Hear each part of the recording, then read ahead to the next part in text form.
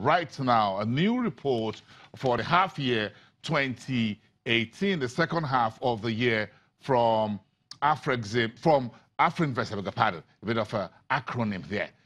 So this is one report. You want to listen to this conversation with Ike Chioke, the Group Managing Director of the organization, here with us in the studio. Good morning. Good morning. It's good to have you. Thank you very much. Let's go straight into business.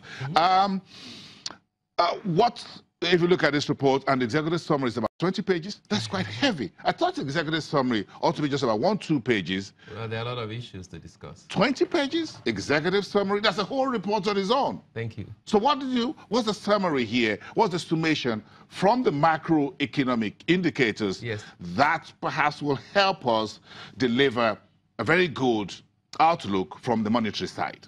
Essentially, we've titled the report, Where is the Growth? When you look at the combination of issues happening in the economy today, we are doing a half-year report on the market performance, but at the same window that the budget has just been passed. This was the budget that was delivered back in November 2017.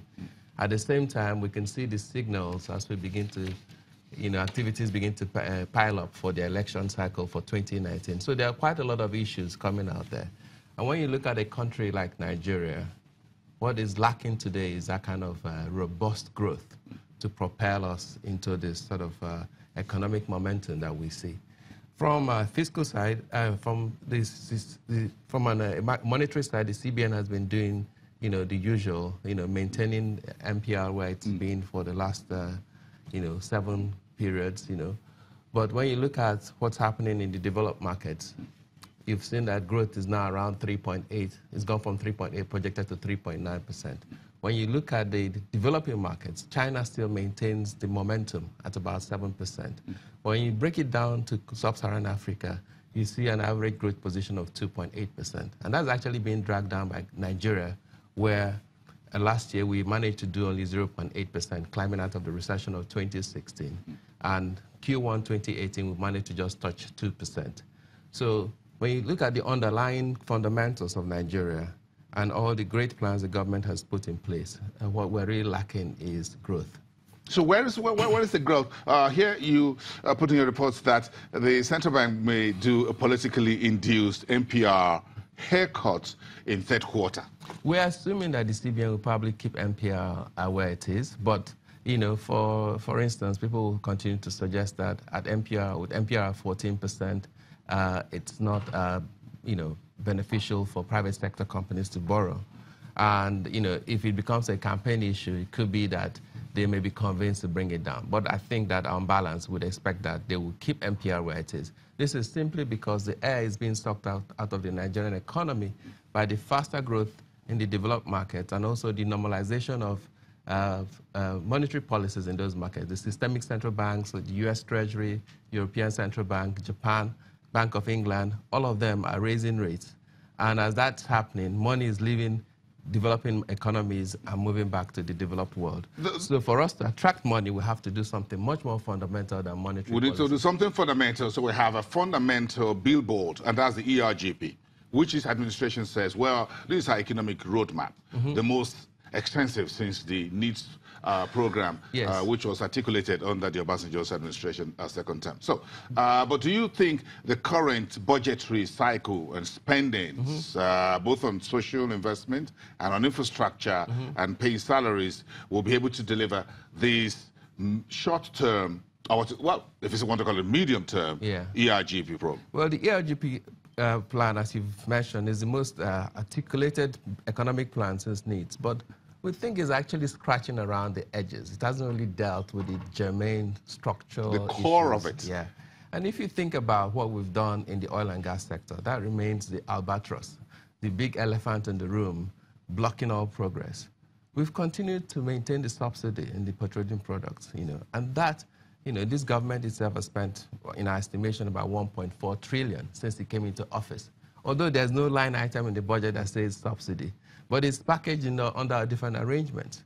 That is shocking when you're looking for money to fund education, if you're looking for money to fund healthcare, and these are, critical human developmental factors.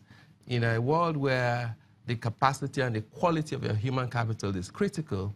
If you have a lot of people that, but they're not educated and they're not healthy, they're not human capital. They're just people taking up space. And then it leads to other social issues, and you can see we have a plethora of social issues. You don't want to even go into that space.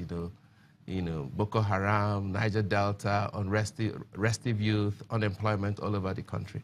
So, but coming back again to the budget, what we've seen with the budget is that the revenues are not catching up with the estimates. Whereas the budget of last year was about 7 trillion, this year has moved to 9 trillion, 9.1 trillion. But similar to last year, when they had budgeted total revenue receipts about 5 trillion naira, we saw that by 9 months 2017, they had just done about 3 trillion. And we then estimate that they will probably end the year with 3.7 trillion. This year, as you go into the new budget cycle, we fear that the actual revenue receipts, particularly from oil revenue and non-oil revenue, will drag. What has actually been funding most of the government is what you see other financing sources, maybe returns from Paris Club, the spread between the official exchange rate at 305 and the market exchange rate at 360, maybe money coming back from looters and some of those things. So, but where is the fundamental growth? And for the country to grow, in our view, we think the country needs to step back and begin to focus on those fundamental inhibitors, like deregulating the oil and gas sector. If you deregulate that, you attract massive investment into the downstream sector, and then you see more investment in the upstream. And we need to create employment for the teeming masses. With elections around the corner, this is what you wrote on page 5 of the executive summary. He said, notwithstanding our reservations on the potential feasibility of the budget, we believe there are still bright spots, especially in terms of proposed capital spending on key infrastructure projects with propensities to unlock growth in critical sectors of the economy. You're hopeful that this flickering candle will not be blown out entirely by the wind? Well, we expect that the government will not shoot itself shoot its own foot, because it's going out for election. They want us to be convinced to return them into office next year. So they might as well spend this money they've been holding back for several years. And they will have to do something to demonstrate to the electorate that we should come back.